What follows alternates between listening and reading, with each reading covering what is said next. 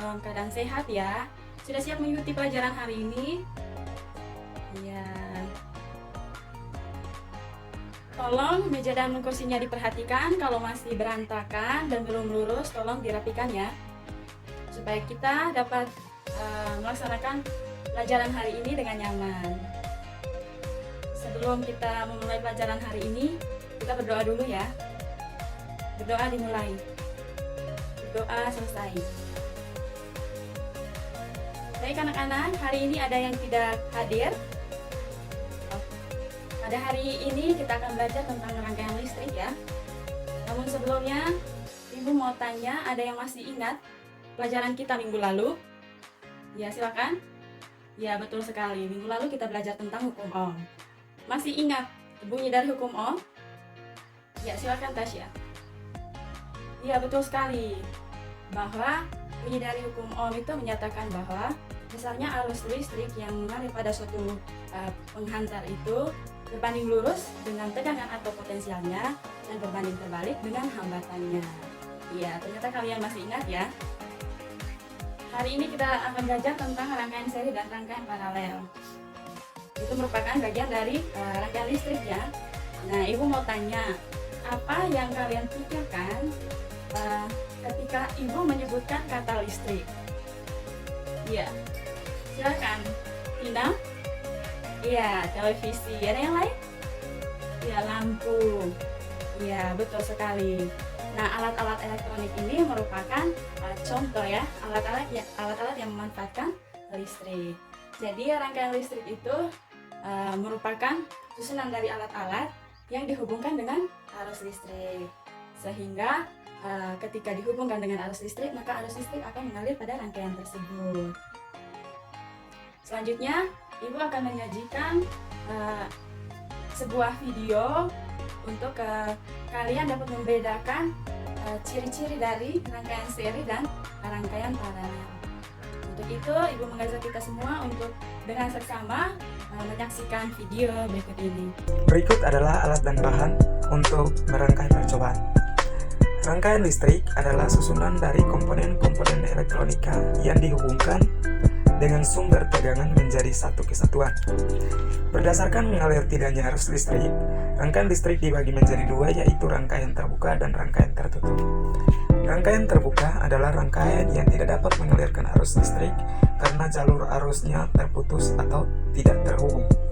Rangkaian tertutup adalah rangkaian yang dapat mengalirkan arus listrik karena jalur arusnya terhubung. Arus listrik pada suatu rangkaian terjadi karena perpindahan elektron yang mengalir dari kutub negatif menuju kutub positif. Begitu juga sebaliknya dari positif ke negatif.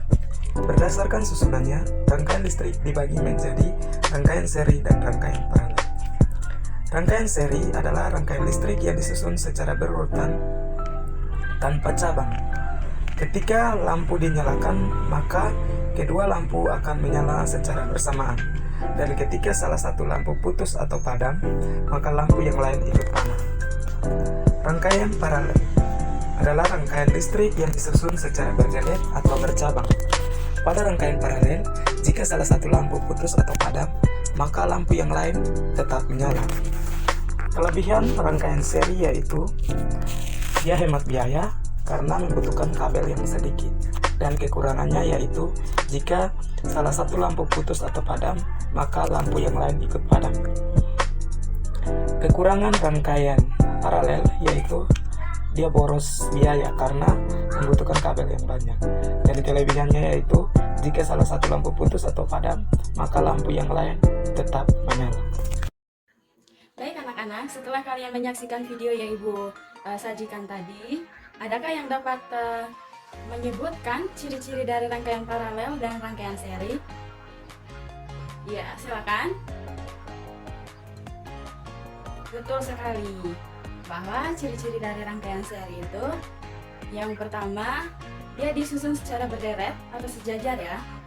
Kemudian dia itu tidak membutuhkan kabel yang sangat banyak karena dalam susunannya itu tidak bercabang-cabang.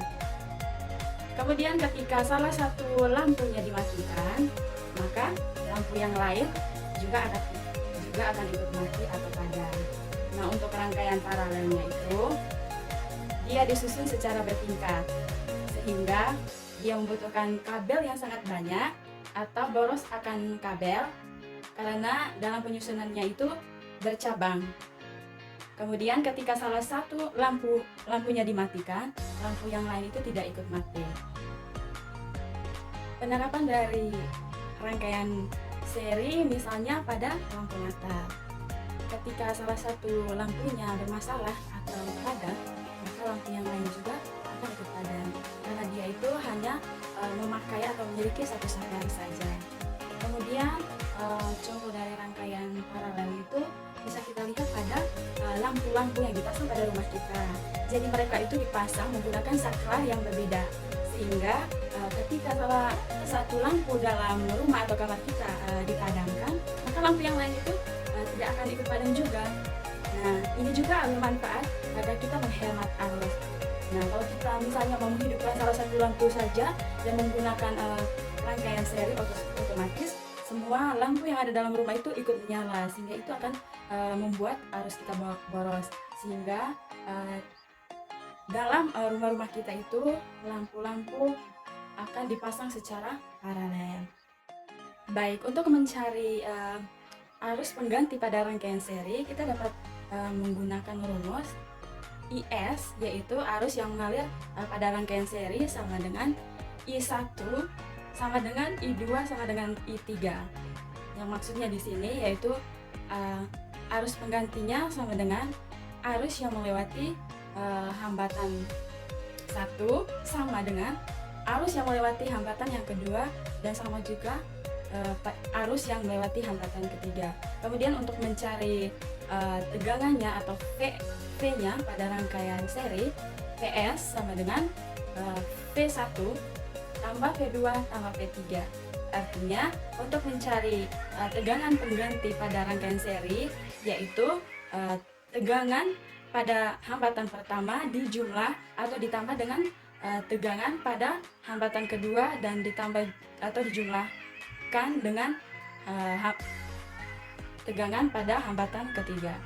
Nah, kemudian untuk mencari hambatannya, yaitu hambatan pertama ditambah dengan hambatan kedua dan juga ditambah hambatan ketiga. Nah, untuk mencari arus pengganti pada rangkaian paralel, yaitu arus pertama atau I1 tambah I2 tambah I3, di mana arus yang melewati pada hambatan pertama dijumlah dengan arus yang melewati pada hambatan kedua dijumlah dengan arus yang melewati pada hambatan ketiga. Dan untuk mencari tegangannya itu, tegangan pada setiap rangkaian paralel yaitu sama, itu VP sama dengan V1 sama dengan V2 sama dengan V3. Artinya tegangan pada setiap hambatan pada rangkaian paralel itu sama. Baik anak-anak, mungkin ada yang mau bertanya, ada yang belum paham, silahkan ditanyakan. Oke, kalau begitu saya minta satu orang untuk menyimpulkan materi pelajaran kita pada hari ini. Silakan. Ya, betul sekali.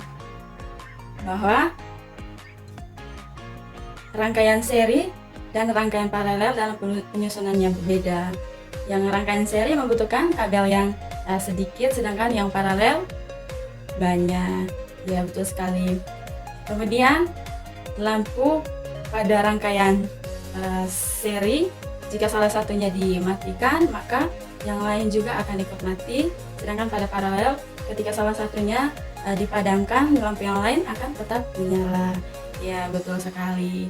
Baik, anak-anak, terima kasih untuk partisipasinya pada pelajaran hari ini. Tetap semangat, tetap rajin belajar ya. Dan untuk minggu depan kita akan belajar tentang rangkaian campuran. Sebelum kita mengakhiri pelajaran hari ini, kita berdoa dulu ya. Berdoa dimulai. Berdoa selesai. Baik, terima kasih anak-anak. Selamat pagi. Demikian video pembelajaran yang telah dibuat oleh kami kelompok 5 sebagai proyek dari mata kuliah pengembangan multimedia. Semoga bermanfaat. Terima kasih.